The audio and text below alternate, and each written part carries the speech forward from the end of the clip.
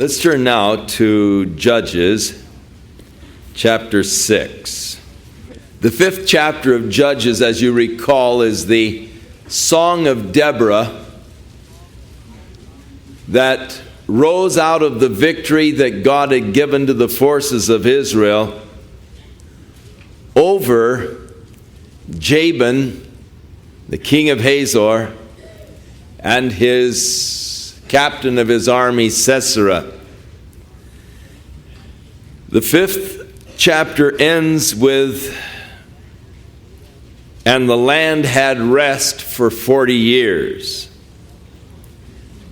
Chapter 6 begins, "And the children of Israel did evil in the sight of the Lord, and the Lord delivered them into the hand of Midian for 7 years." This is becoming now a pattern. This is the fourth apostasy and the fourth servitude that Israel has gone into as the result of their apostasy. The hand of Midian prevailed against Israel, and because of the Midianites, the children of Israel made dens in the mountains and caves and strongholds. And so it was when Israel had planted that the Midianites came up, and the Amalekites and the children of the east, even they came up against them, and they encamped against them, and they destroyed the increase of the earth till you come unto Gaza, which is in the south coastal area of the land. Now, the Midianites would be coming from the north, and so they really took the entire land. They went all the way on down as far south as Gaza. The Midianites were nomadic type of people. They did not build cities. They lived in tents, and they just sort of moved from area to area. So was true of the Amalekites. And so they had more or less just moved into the land, invaded the land. More or less as the Amalekites are sort of the Bedouin type of people. And whenever the children of Israel would plant, they would go out and rip off the harvest. They came up with their cattle. Well, they encamped against them, destroyed the increase of the land, all the way to Gaza. They left no sustenance for Israel, neither sheep, nor ox, nor donkey. They had completely devastated all of the crops and all of the animals. They came up with their cattle and their tents, and they came as grasshoppers for multitudes, like a plague of locusts just covering the ground. For both they and their camels were without number, and they entered into the land to destroy it. Now we do know that just from the forces of Midian, there were 135,000 men who were killed, who were a part of the army, those who were able to draw a bow. And so the total number was into the hundreds of thousands that came into the land. Israel was greatly impoverished because of the Midianites, and the children of Israel cried unto the Lord. And so we see the pattern. God blesses them. They turn their backs on God. God turns his back on them, and they are oppressed by their enemies. And finally they cry unto the Lord, and God delivers them. They serve the Lord, they're prospered, they forget the Lord, they go into captivity again. And so they cried unto the Lord, and it came to pass, when the children of Israel cried unto the Lord because of the Midianites, that the Lord sent a prophet unto the children of Israel, which said unto them, Thus saith the Lord God of Israel, I brought you up from Egypt, and brought you forth out of the house of bondage, and I delivered you out of the hand of the Egyptians, and out of the hand of all that oppressed you. I drove them out from before you and gave you their land. And I said unto you, I am the Lord your God. Fear not the gods of the Amorites, in whose land you dwell. But you have not obeyed my voice. And so the people were crying unto the Lord, and God sent a prophet to rebuke them. Rebuke them for breaking the covenant with God. Declaring really that your calamity has come because you have not walked in the way of God. And as we look at our own lives, we find that this so often is true. Our calamity comes because we forsake the Lord. And we begin really to worship other gods. Materialistic kind of gods. And we get into all kinds of problems. And in our difficulties, we cry unto the Lord. Now the Lord is rebuking them through the prophet, calling their attention to the reason why they're experiencing their calamity. But God doesn't just rebuke us. He is so good. He just tries to instruct us. He tries to teach us through these things. And you wonder, why don't we learn? And so the Lord came really to deliver. There came an angel of the Lord and sat under an oak, which it was at Ophrah, that pertains to Joash the Abiezrite. And his son Gideon threshed wheat by the winepress to hide it from the Midianites. So Gideon is the son of Joash, an Abiezrite, which is the family name which was of the tribe of Manasseh. And the angel of the Lord appeared unto Gideon and said unto him, The Lord is with you, you mighty man of valor. And Gideon said unto him, O my Lord, if the Lord is with us, why then is all of this befallen us? And where are all of the miracles which our fathers told us about, saying, Did not the Lord bring us up from Egypt? But now the Lord has forsaken us and delivered us into the hands of the Midianites. I find this beginning of a conversation, Gideon with the angel, quite interesting. First of all, I find it interesting that the angel would call him a mighty man of valor.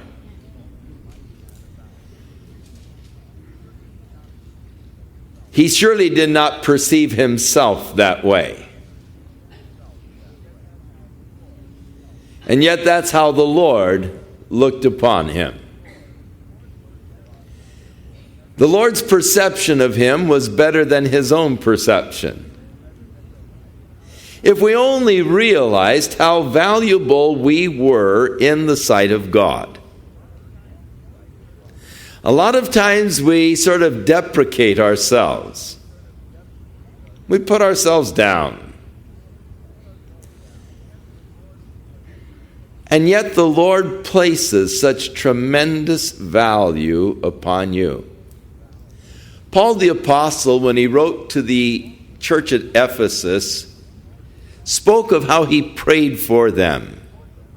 And one of his prayers for them was that they might know his exceeding riches in the saints.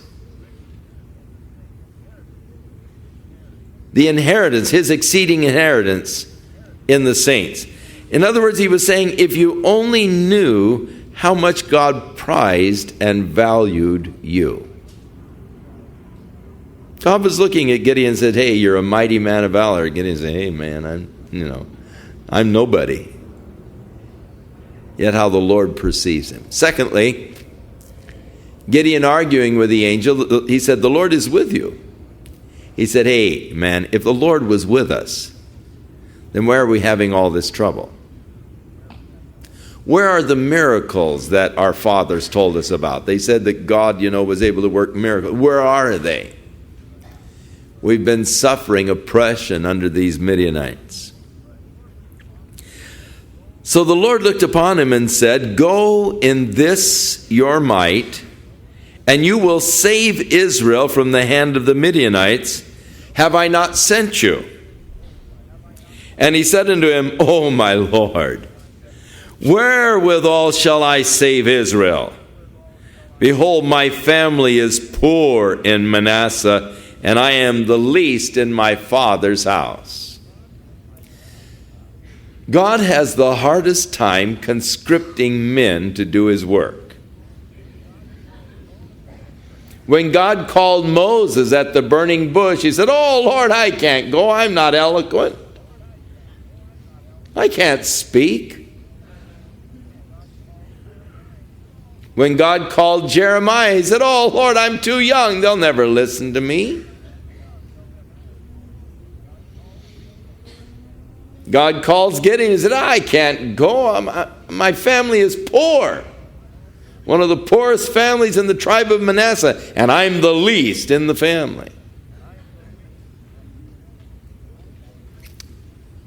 When Samuel instructed Saul, and we'll be getting that in a few weeks, that God had chosen him to be the first king over Israel, he said, "Oh, no, I can't be. My father's house is nothing, and I'm nothing. I'm the least in my father's house."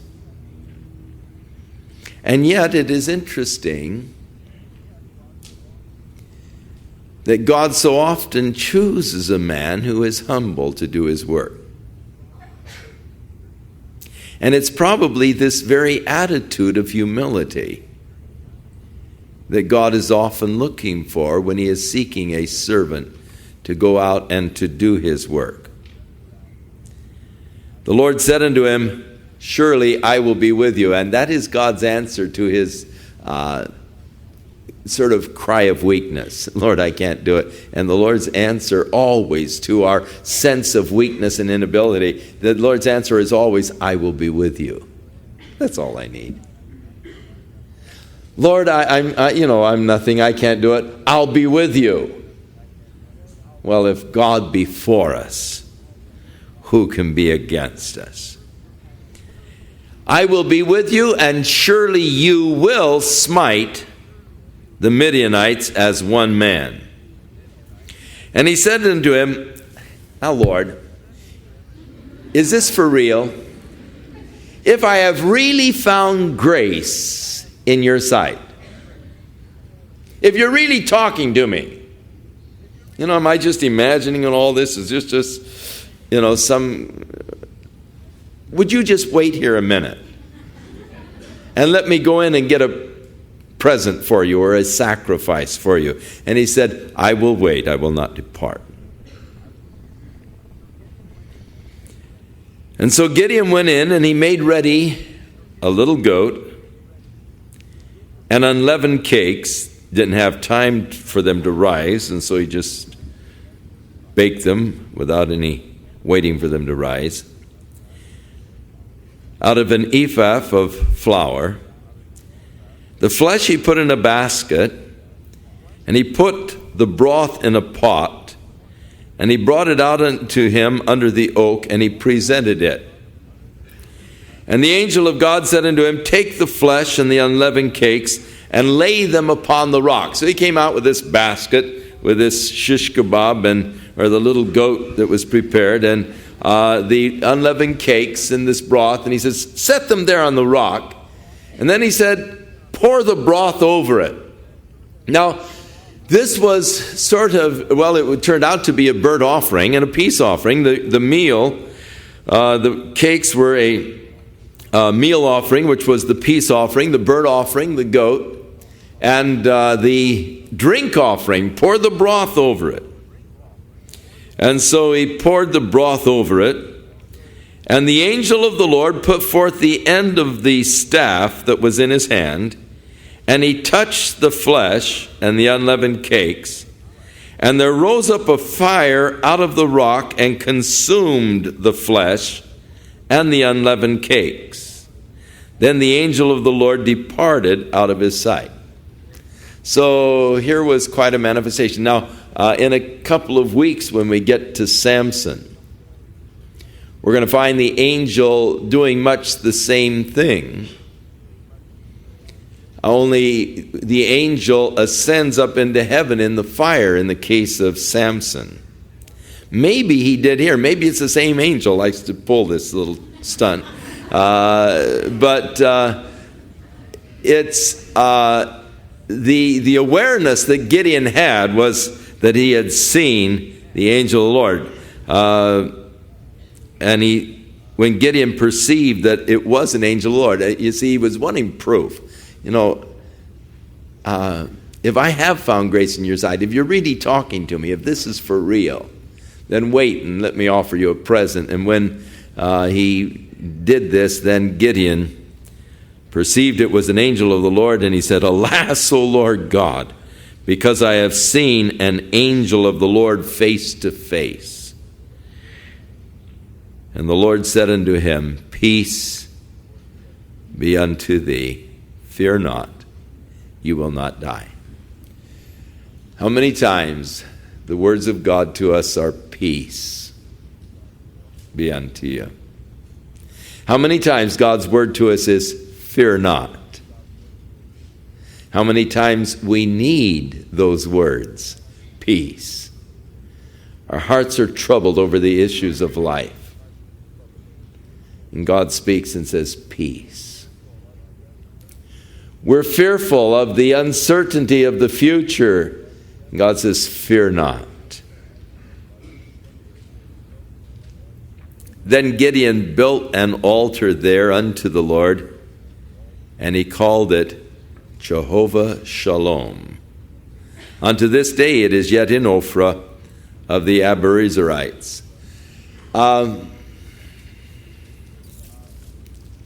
Gideon picked up on the statement God said, peace unto you. And he called the altar Jehovah Shalom, which is Jehovah is our peace. Now, he has been called to war. He's been called to lead the people of God in war against the Midianites.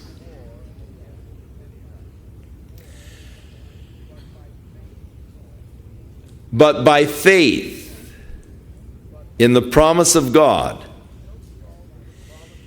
when he built the altar and called it Jehovah Shalom, he looked beyond the war to the peace that God would bring. And so really the whole experience is one of faith, as he looks beyond the conflict that is coming to the peace that God gives. And he called the altar in faith Jehovah Shalom, or the Lord has become our peace.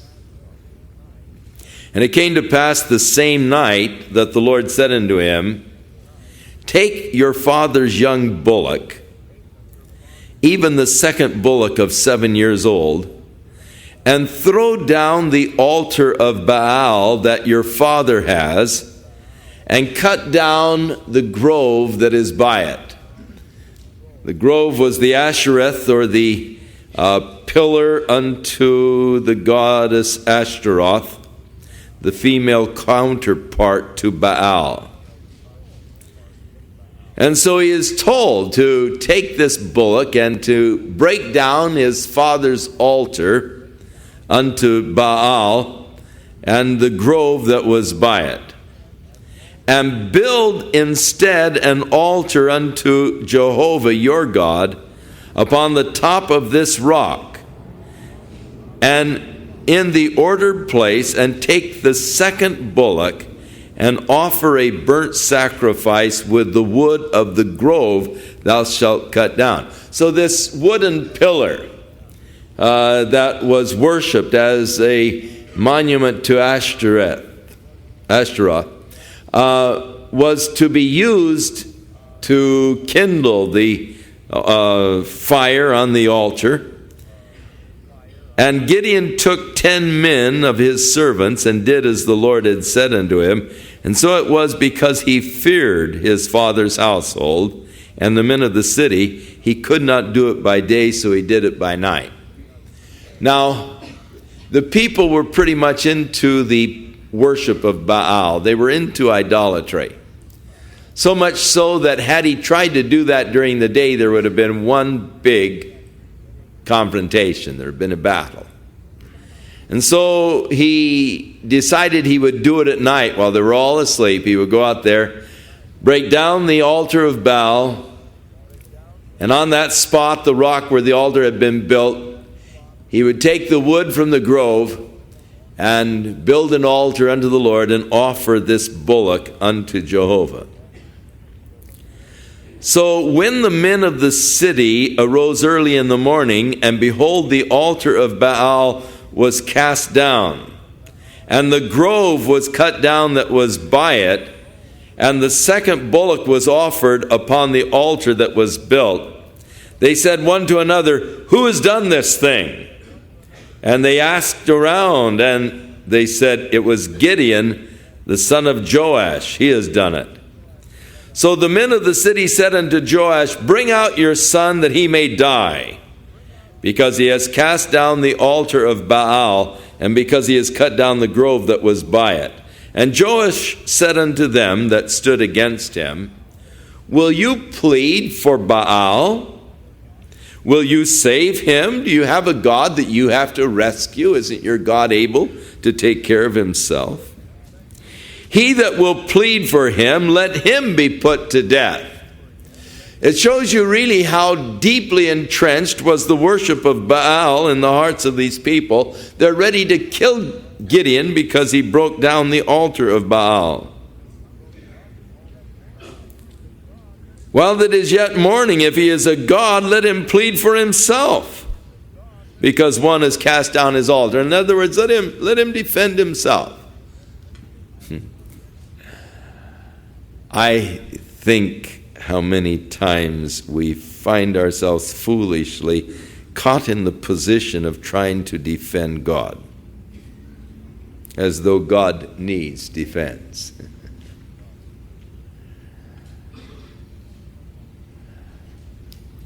We don't have to defend God. He's perfectly capable of defending himself.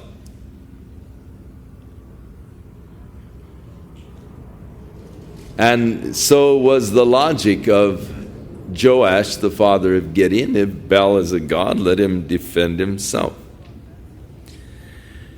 Therefore, on that day, he called Gideon Jerubbaal, saying, "Let Baal plead for himself." And Jerubbaal literally means, "Let Baal plead,"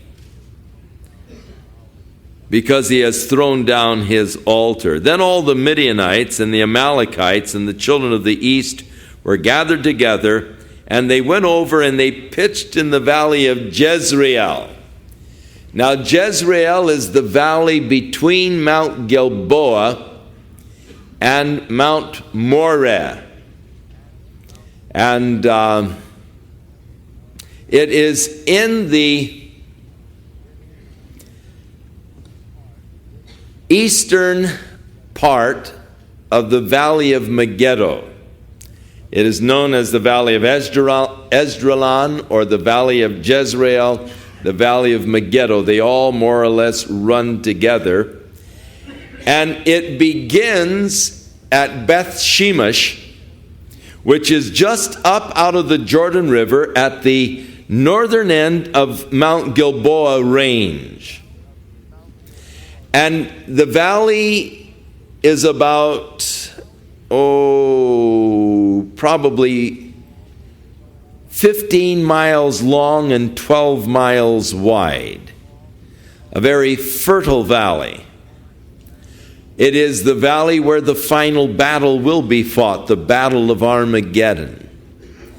Coming up from Beth Shemesh is the natural way to invade the land of Israel if you're coming from the north. It's a natural pass into the valley, and it goes all the way to Haifa on the Mediterranean. And so the Midianites and the Amalekites and these people from the east had come into this valley of Jezreel.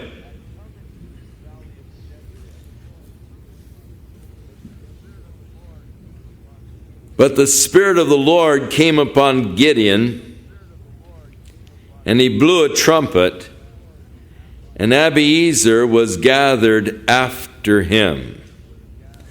So we notice here the Spirit of God coming upon Gideon. And we are going to be reading about this more and more as God's Spirit begins to move upon these men, upon the judges of Israel. And he sent messengers throughout all of Manasseh, who also was gathered after him. And he sent messengers unto the tribe of Asher, to Zebulun, to Naphtali, and they came up to meet him. So he sent messages basically to the tribes that were in the northern section. No mention of messages down to Judah or Simeon or Benjamin or even Ephraim, but just those that were in the northern portion. And Gideon said unto God, if you will save Israel by my hand, as you have said, behold, I will put a fleece of wool in the floor. And if the dew on the fleece is on the fleece only, and it is dry upon all of the earth around it, then I will know that you will save Israel by my hand, as you have said. Now, this is the second test, really. The first was, if you're really for real, and you're really, if you really mean this, and if you're for real, then let me bring you the present. And then he saw the angel, kindle the fire with his staff and consume the sacrifice.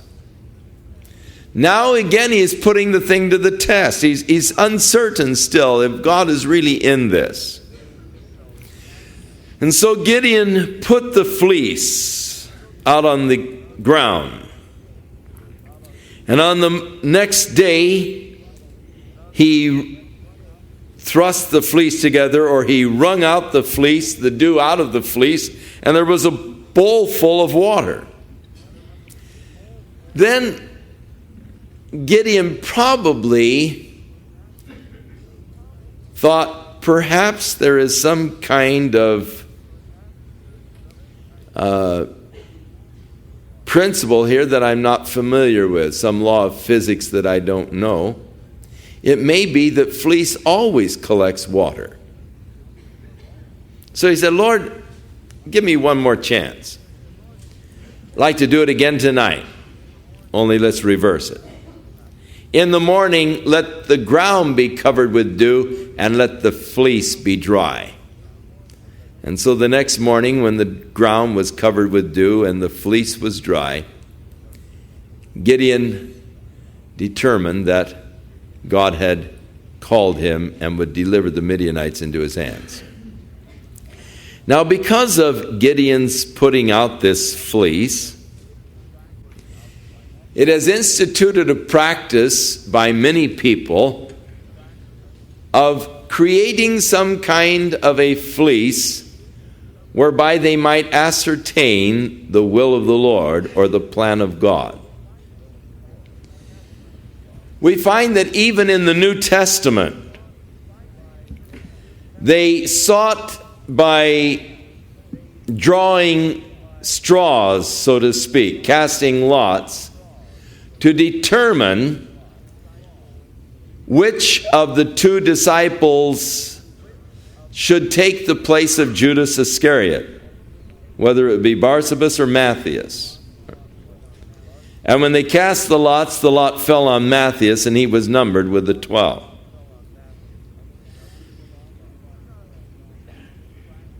We do not read of this practice taking place in the New Testament after the day of Pentecost.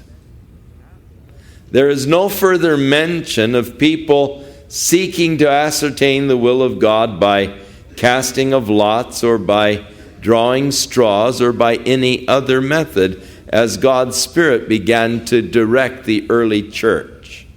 And the Spirit spake and said, "Separate unto me Paul and Barnabas for the ministry wherein I have called them." And there began to be a more direct leading of the Spirit that they understood, and no further checking or testing of the leading. I think that one of the most important things is to know whether or not God is in a issue, and I think that that is also one of the most difficult things to ascertain. People are always coming and saying, how can I know the will of God? If that's really, I feel like I want to do this, but I don't know if God wants me to do it or not. How can I really know if that's what God wants? And that is not an easy question to answer. I can't tell you how you can know for sure. All I can do is tell you what I do. As Jesus said, ask and ye shall receive, seek and ye shall find, knock and it shall be open unto you. So I ask the Lord to guide me. And then I knock on doors and see which one opens.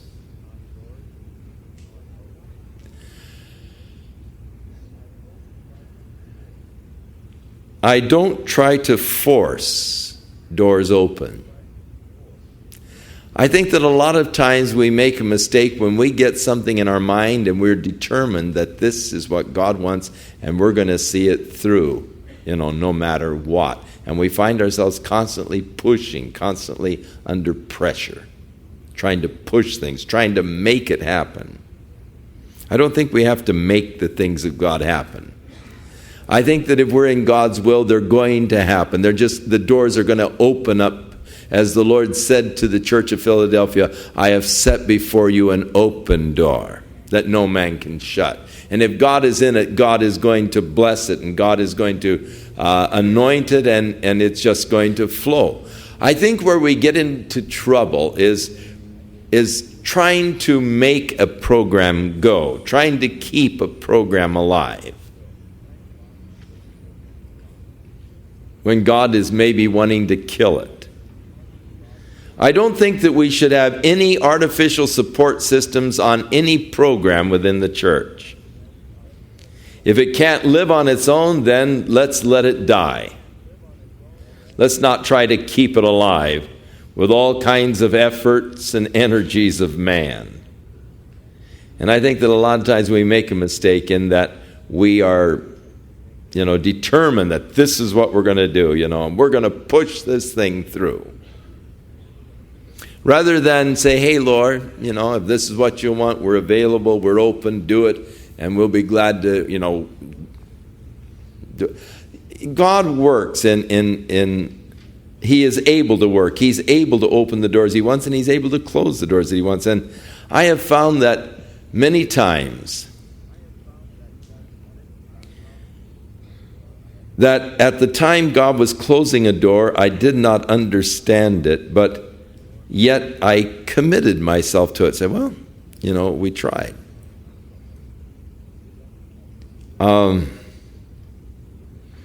When we were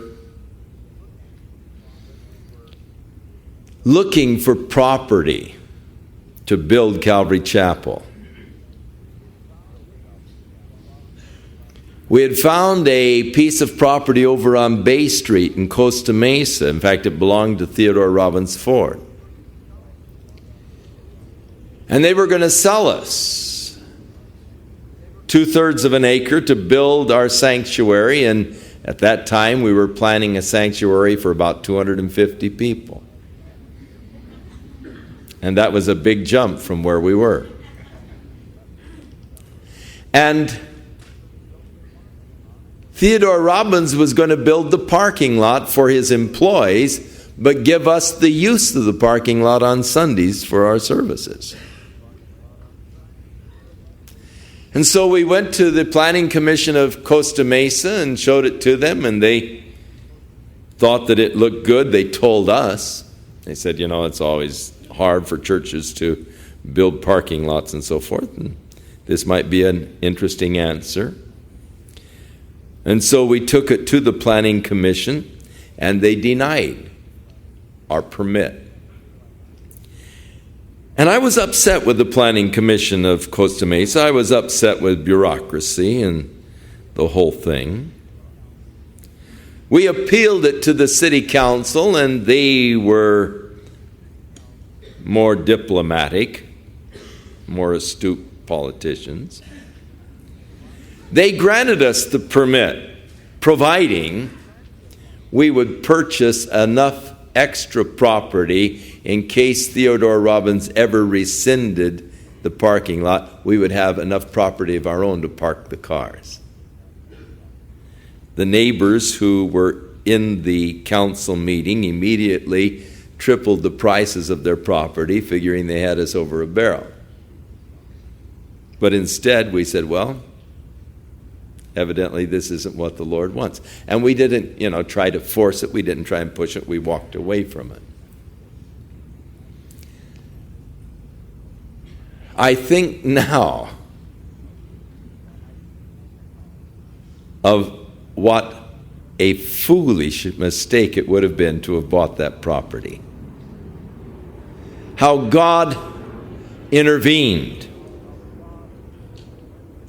And how much trouble we could have gotten into had we forced the issue. I think that we need to be flexible.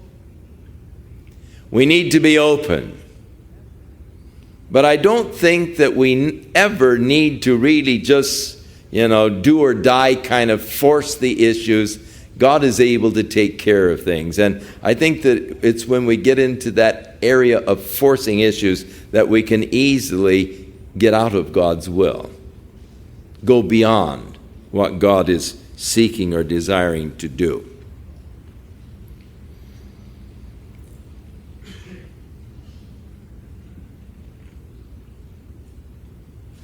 You say, well, do you use fleeces today? No, I really don't. Do you object to fleeces? No, I really don't. But I can't really tell you, some simple, easy way to, just know what God's will is in a given situation. It just takes a lot of prayer, a lot of waiting upon God, and then stepping in faith.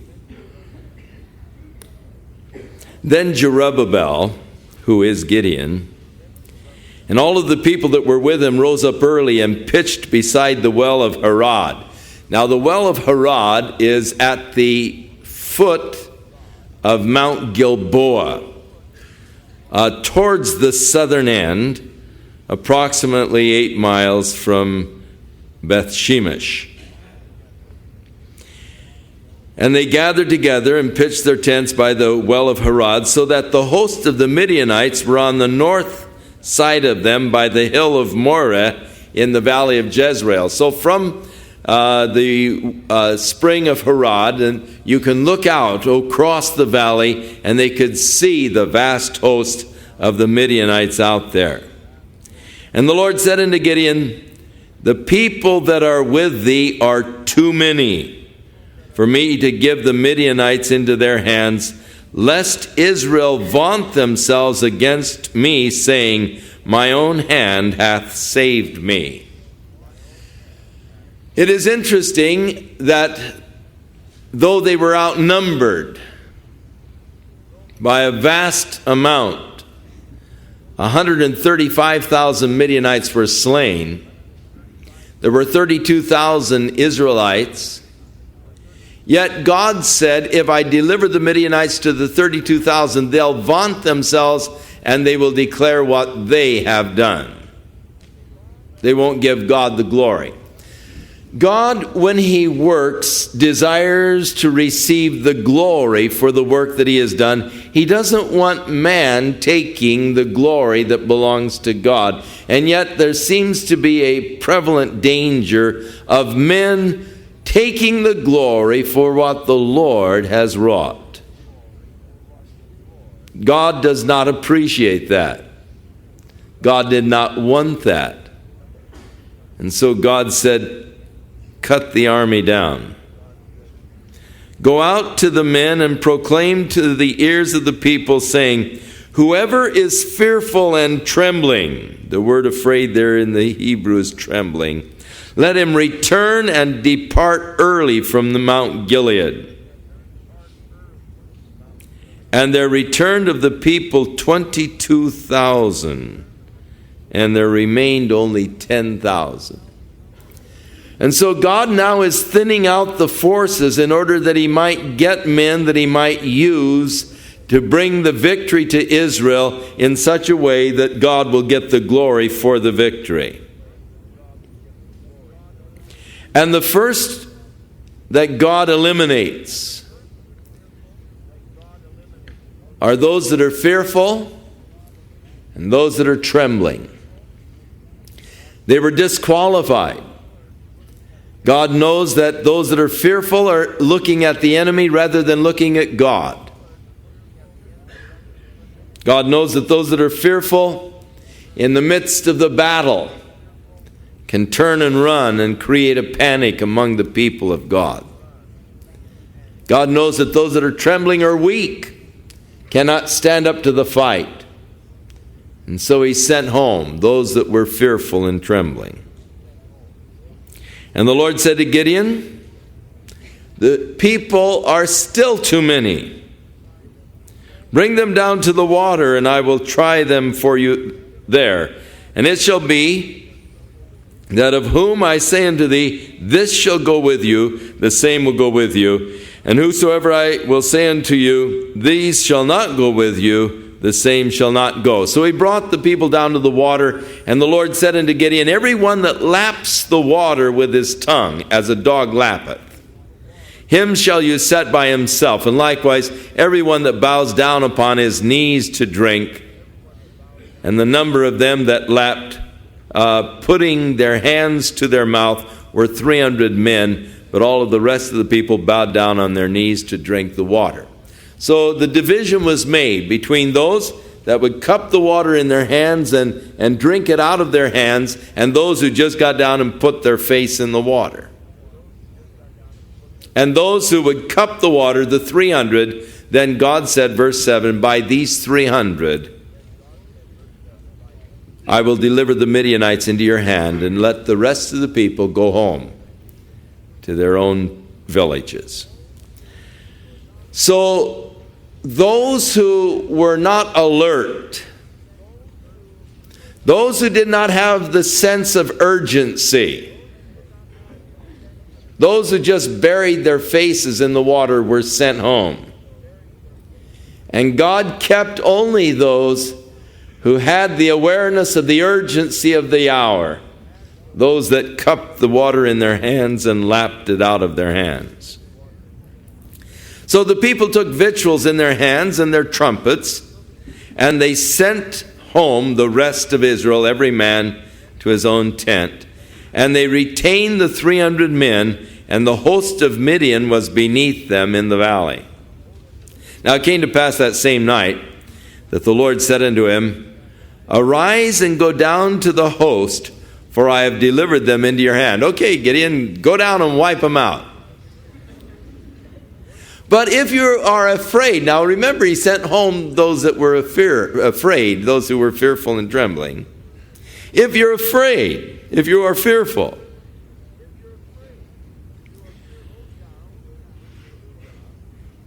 go down with Purah, your servant, to the host, and you will hear what they are saying, and afterwards your hands will be strengthened to go down unto the host. So he went down with Purah his servant, which of course indicates that he was fearful, unto the outside of the armed men that were in the host. And the Midianites and the Amalekites and all the children of the east were laying along the valley like grasshoppers for multitude. Their camels were without number, like the sand by the seaside for multitude. And when Gideon was come, behold, there was a man that told a dream to his friend. And he said, behold, I dreamed a dream, and lo, there was a cake of barley bread, and it tumbled into the host of Midian, and came unto a tent, and smote it, that it fell, and overturned it, that the tent lay along. And his fellow answered and said, this is nothing else save the sword of Gideon, the son of Joash, a man of Israel, for into his hand hath God delivered Midian, and all of the host. So here was a fellow who was sharing his dream and another guy who interpreted his dream, and Gideon hears his name in the interpretation. That's Gideon, the son of Joash. And God's delivered Midian into his hand. And so it was that when Gideon heard the telling of the dream and the interpretation, he worshiped. All right, Lord, And he returned to the host of Israel, and he said, "Arise, for the Lord has delivered into your hand the host of Midian." So he divided the 300 men into 3 companies. He put a trumpet in every man's hand with empty pitchers and lamps within the pitchers. And he said unto them, "Now watch me and do as I do. Behold, when I come to the outside of the camp, and it shall be as I do that you shall do, when I blow with the trumpet, and all that are with me, then blow with your trumpets also on every side of the camp, and say, the sword of the Lord and of Gideon." So Gideon and the 100 men that were with him came unto the outside of the camp in the beginning of the middle watch, or at 12 o'clock midnight, because they had just newly set the watch. The middle watch was from 12 o'clock midnight to 3 in the morning. And they had just newly set the watch, so it was just about midnight. And they blew the trumpets and broke the pitchers that were in their hands, so the flaming torches. And so the Midianites were awakened out of their sleep in the middle of the night with the blare of these trumpets. They looked, and here were these flaming torches, and the trumpets blaring. And confusion came upon them. And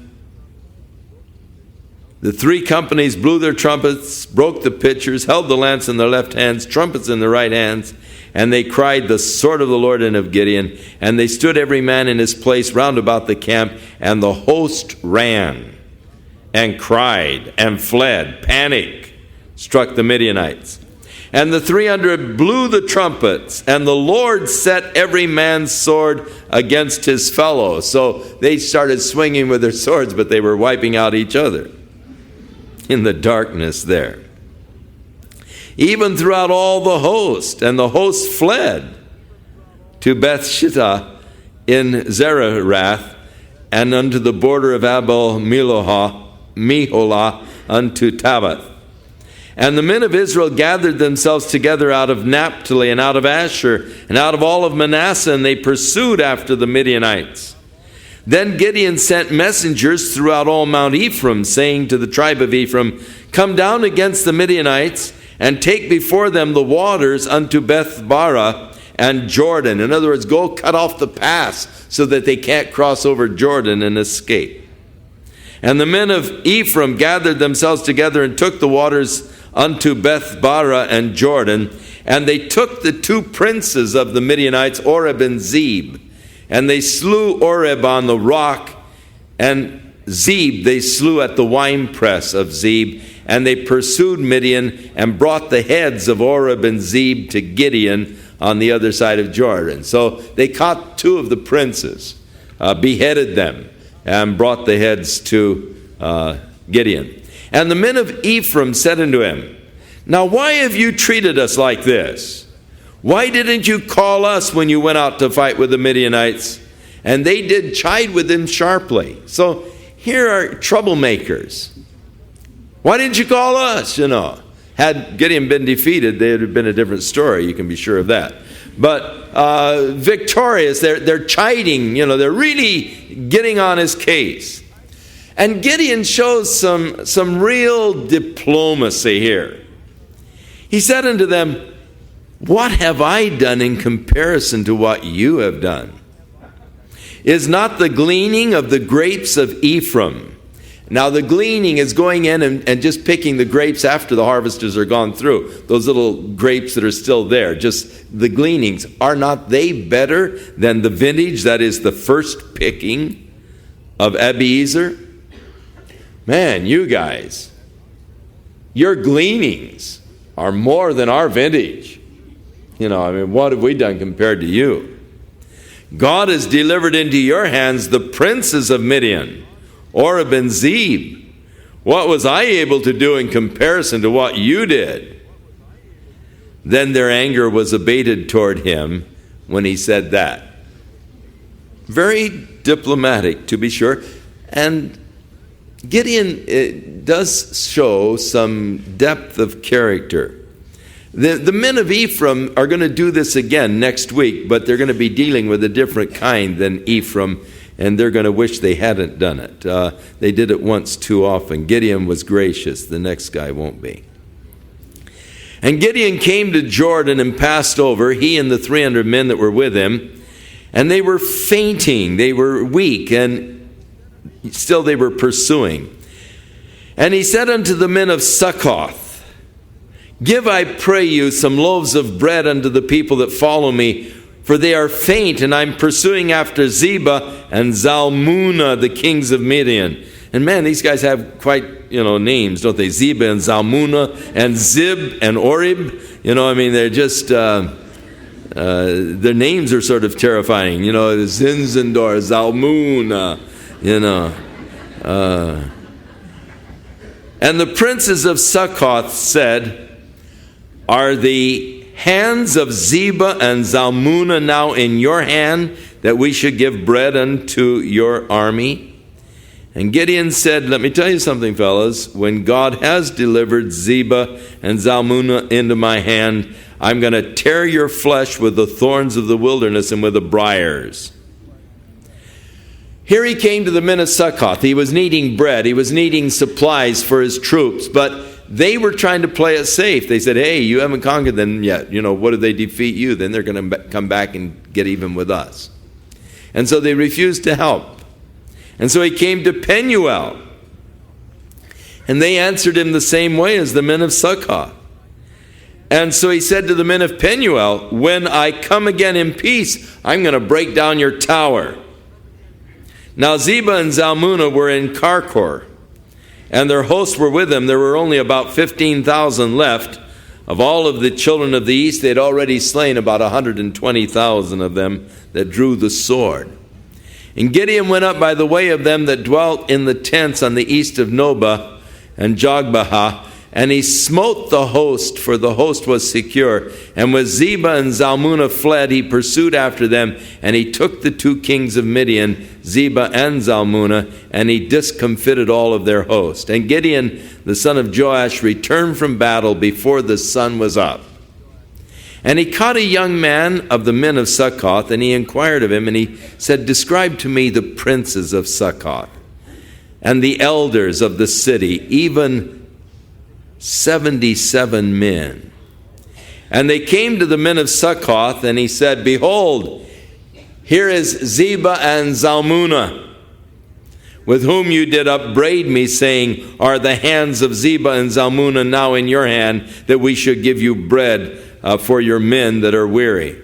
And he took the elders of the city, and he took the thorns of the wilderness. He got some cacti-type plants and briars, and with them he taught them a lesson.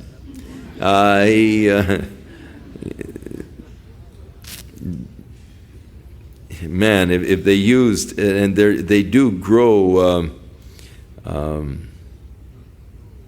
some pretty thorny bushes and all around that area, it'd be pretty miserable. And then he came to Penuel, and he beat down the tower in Penuel and slew the men of the city. And then he said to Zebah and Zalmunna, "What manner of men were they who you killed at Tabor?" And they answered, they said, they're a lot like you. Each one of them resembled the child of a king. And he said unto them, "They were my brothers. They are the sons of my mother. And as the Lord lives, if you had saved them alive, I would not kill you." And he said to Jether, his oldest son, "Kill him, son." But the youth did not draw his sword, for he was afraid, because he was still just a young boy.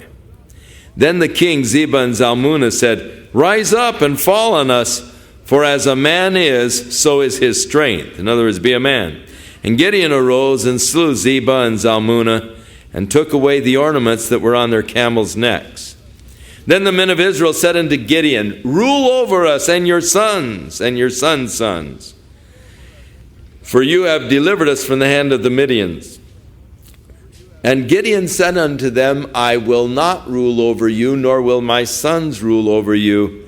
The Lord shall rule over you. So again, the depth of the character of Gideon, tremendous. Here they're wanting to elevate him. Rule over us and let your sons. They're wanting to set up really a dynasty. They're wanting to set up a monarchy. He says, no way. The Lord will rule over you. So Gideon said, I will just have one request. I'd like to have all of the earrings that you took off of those guys that you wiped out. So he laid out a blanket, and they willingly gave the earrings on the garment.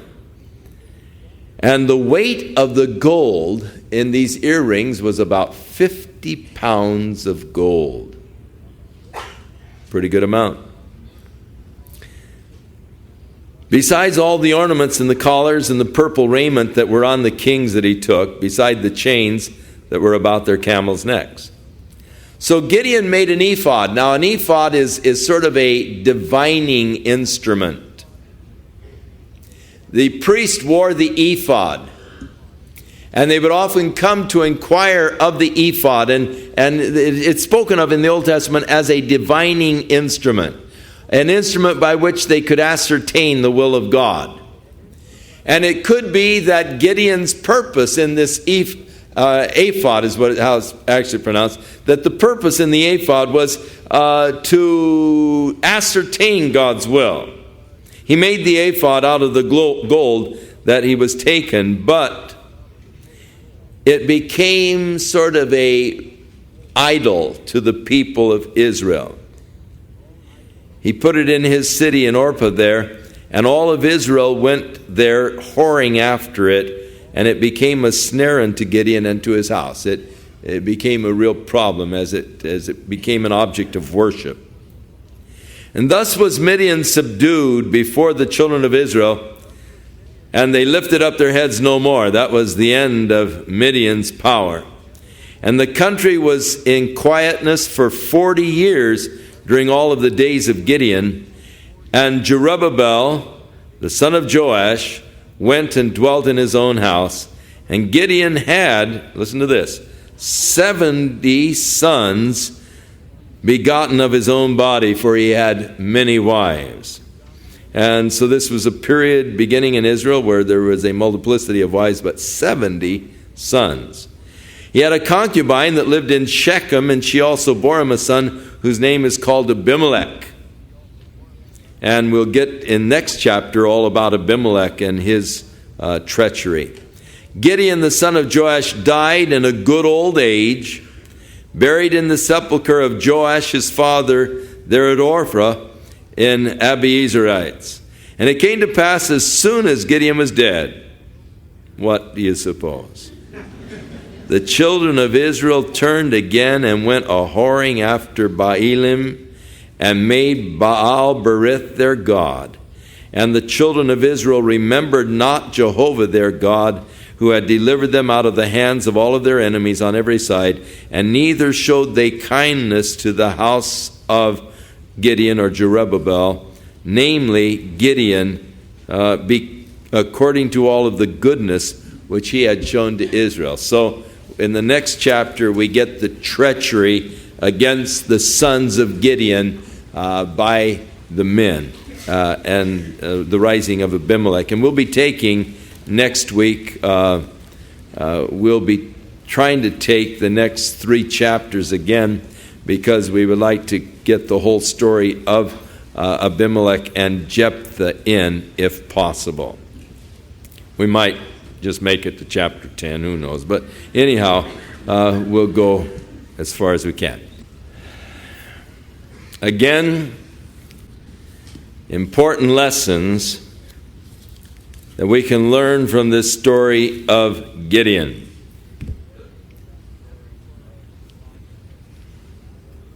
Never worry when God thins the ranks.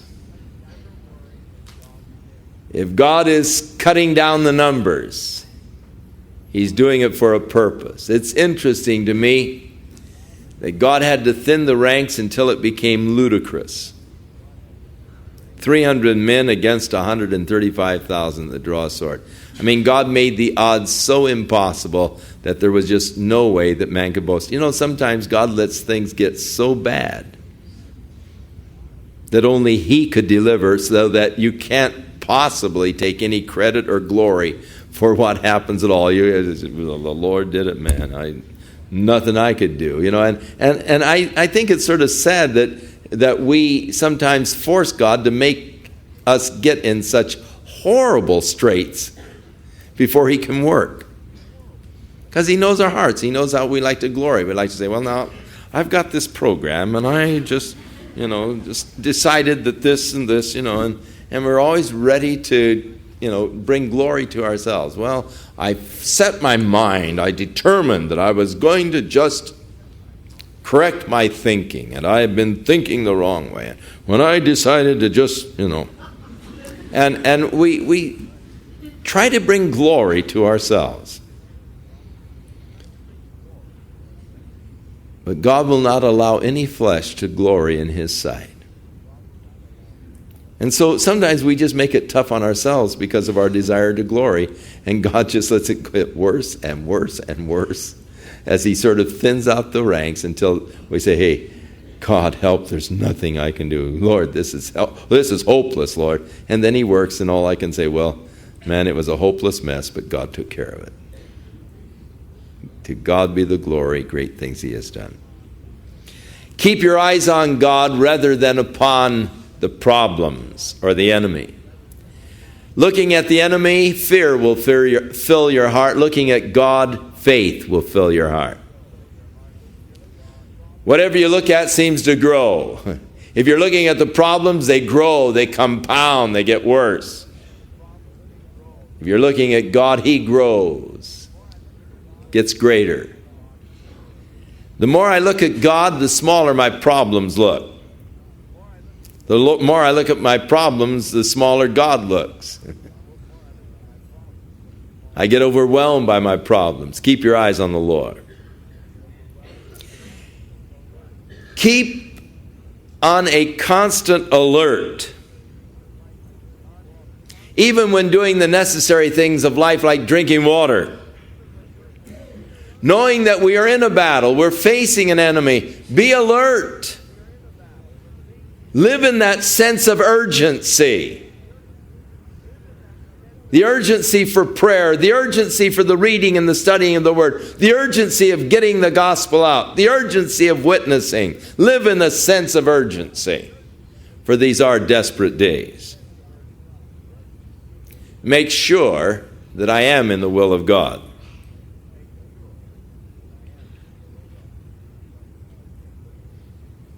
Being open, being flexible, being ready to change. Not getting so set in my ways. Oh, how many problems arise because I am determined this is the way it's to be done. And I'm inflexible. Intransigent. It's not good. Give God the glory for any and all of the victories that may come. For His deliverance that He has given over the enemy. Always be ready to give God. Don't take the credit. Don't take the glory.